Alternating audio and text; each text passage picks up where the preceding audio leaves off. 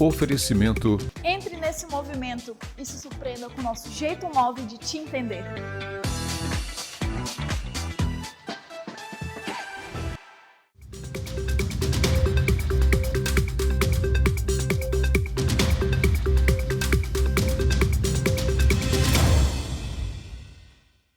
Olá, muito boa tarde para você aí de casa que assiste o Amazônia News desta quarta-feira. Seja muito bem-vindo. Hoje, dia 1º de fevereiro, a gente confere os principais destaques desta edição, pois está aberto até o dia 28 de fevereiro o período de cadastramento anual das áreas de cultivo de soja referente à safra 2022 e 2023. A Agência de Defesa Agropecuária do Estado, aqui do Pará, a ADEPará, informa que o cadastro tem de ser realizado pelo sojicultor para facilitar o monitoramento da cultura da soja e o consequente controle de doenças e pragas no território paraense. Esse cadastro deve ser realizado pela internet ou presencialmente nos escritórios da ADEPará.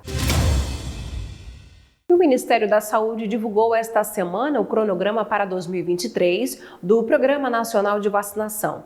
As ações começam no dia 27 de fevereiro com a aplicação de doses de reforço bivalentes contra a Covid-19 na população com maior risco de desenvolver formas graves de doença, como idosos acima dos 60 anos e pessoas com deficiência. Também está previsto para o mês de abril a intensificação da campanha de vacinação contra a influenza, antes da chegada do inverno, quando as temperaturas mais baixas levam ao aumento nos casos de doenças respiratórias. E você que busca ser um investidor ou uma investidora? A pergunta é: como investir neste ano de 2023, tendo em vista o cenário político e social incerto? Bom, falamos com quem entende de investimento. Veja agora na reportagem. Investir é sinônimo de correr riscos e, ao mesmo tempo, estudar as possibilidades dentro do mercado. Para isso, é necessário conhecer o mercado e saber investir. Analisando e estudando, Rosa Sena percebeu que era uma sobrevivente em meio ao salário que recebia e às despesas do mês. Uma virada de chave na vida da mãe empreendedora e atualmente investidora. É um ano de muitos riscos, e quando tem muitos riscos, muitas oportunidades. Então, hoje a gente vive um cenário onde as ações de negócios, que são as empresas, estão muito em queda. As empresas brasileiras estão em altíssimas quedas. Então tá tendenciando, é natural. Ou afunda de uma vez, que eu não acredito e não aposto nisso, ou se aproveita que tá tudo barato e investe. E lá no futuro você vai ter um resultado, como foi na pandemia e tantos outros que conseguiram recorrer ao recurso de comprar barato e depois lucrar. E quanto a 2023, ele vai ser favorável eu sugiro para aquele que trabalha os 4 pilares das ações, que é você ter ações de renda fixa, pode ser o Tesouro Selic, qualquer renda fixa que você tem certeza que você vai ganhar e vai lucrar sobre o juro, e sobre o juro da taxa Selic. E aí tem a segunda opção, que são os fundos imobiliários. Esse sim, ano de 2023 promete, que ele está no maior índice dele de toda a história do fundo imobiliário brasileiro, que são galpões, para quem não entende de investimento, são galpões como Lojas Americanas, até está em crise, Magazine Luiza, que alugam esses galpões, shoppings, são fundos imobiliários e você recebe aluguel todo mês de forma recorrente desses fundos imobiliários. E a terceira opção, que eu acho para quem está querendo alavancar em 2023, são os ativos internacionais, que é você investir em dólar, em euro e outras opções. Para mim, esse cenário de você ter diversificação é que te vai dar oportunidade. Tem a sua renda fixa, que o juros está ótimo. Aposte em ações porque estão baratas e tenha fundos imobiliários que vai fazer diferença e também ativos internacionais. São os 4. Segurança financeira e reserva para um futuro incerto. Fomos ouvir o especialista da área, o economista e professor José Lima, que falou sobre investimentos e o cenário econômico para 2023 para quem tem planos de investir. Toda poupança gera investimento. Então, esses investimentos vêm de uma poupança, mas poupança não vamos confundir aqui com caderneta de poupança. Que poupança é parte da renda que não foi gasta no decorrer de um período. E caderneta de poupança é um instrumento que foi criado pelo mercado financeiro para captar a poupança. Então, todo o dinheiro guardado, seja em banco, seja em casa, ou em outra forma, em letras de câmbio, ações, eles também geram investimentos. Então, qualquer investimento, qualquer poupança gera investimento. Em meio às descobertas nas aplicações, hoje o método Rica, criado por Rosa, tem ajudado mulheres e mais mulheres a desfrutarem de uma vida financeira saudável e feliz. Eu tenho o privilégio de ser mentora de algumas pessoas através do método Rica, que o nome já é bem sugestivo, mas ele não quer dizer só isso, fala também de outro tipo de riquezas. E o primeiro é uma sigla, né? O R é de reorganização. Se você não sabe nem o rombo, nem para onde você quer ir, você tem que se reorganizar. E de investimento, C de consolidação desse sistema de carteiras, é você saber dividir. E o A de avançar, que eu chamo que é quando você tem que ir para o mundo dos ativos internacionais, que é onde você vai se arriscar mais, porém você vai ter mais lucros.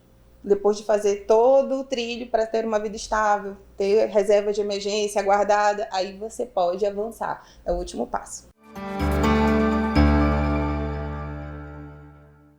E a gente chega agora à previsão do tempo para esta quarta-feira, primeiro dia do mês de fevereiro. Aqui em Santarém o período está nublado, ainda com chances de fortes chuvas para esta quarta-feira.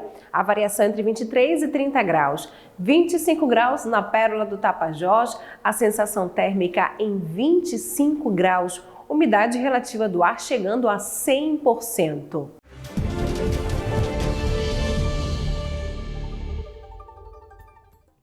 Nesta quarta-feira, o tempo mais uma vez vai seguir firme, principalmente no estado de Roraima. O sol vai brilhar no céu o dia inteiro e não chove em nenhum momento. Já em relação aos demais estados, ainda por conta da zona de convergência intertropical, as pancadas de chuva vão ser mais isoladas e com mais intensidade sobre o Tocantins e o norte do Pará, que a chuva deve acontecer a qualquer momento do dia, acompanhada de trovoadas. Em relação às temperaturas, o dia começa com 21 graus em Palmas, 23 em Belém, e a temperatura máxima deve atingir a casa dos 32 graus em Manaus e 33 em Boa Vista.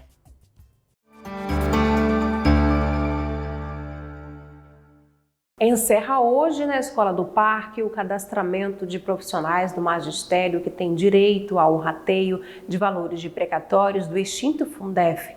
Amanhã, os profissionais que não conseguiram nas datas programadas vão poder procurar a Escola do Parque. Já no dia 3 de fevereiro, o atendimento será exclusivo para profissionais que atuam na várzea. O precatório do Fundef, ele é uma dívida, né, desde quando o Fundef foi instalado, né, nos municípios pela União, e então ficou um saldo devedor.